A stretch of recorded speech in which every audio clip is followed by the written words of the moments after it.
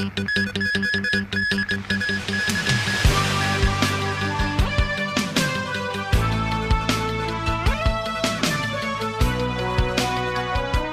一統一入學派位今日公佈結果，有近69%人獲派頭3志願。有家長話：為咗個仔專程搬屋到九龍城區，其實佢都唔識得辛唔辛苦㗎，即係嗰啲感覺咧，都係我哋大人覺得辛苦啊。全港29000幾個參加小一統一派位學生，近69%人獲派頭3志願。已經攞咗派位結果嘅學生家長，如果下個星期二，每年呢個時候都係家長好擔心嘅日子，小一派位。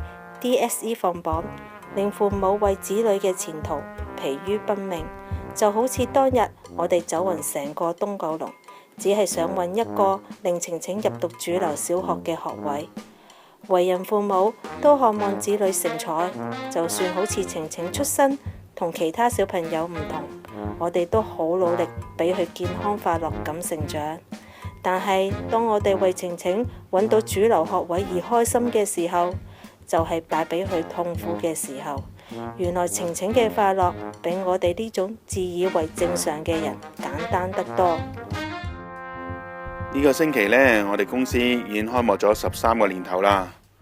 好多老闆做生意都係為咗賺錢，上市有更好嘅前景，而我開公司就為咗有更多時間照顧屋企人，尤其是阿晴晴啦。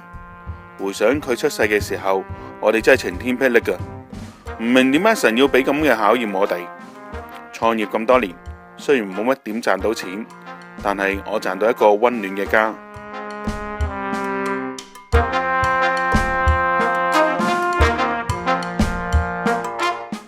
我愛爸爸媽媽哥哥，我希望開一間咖啡店，沖好多咖啡俾客人飲。我叫鄭偉雄，我叫曾美玉，我叫謝浩晴。香港土生土長700萬個故仔，成就一個香港故仔。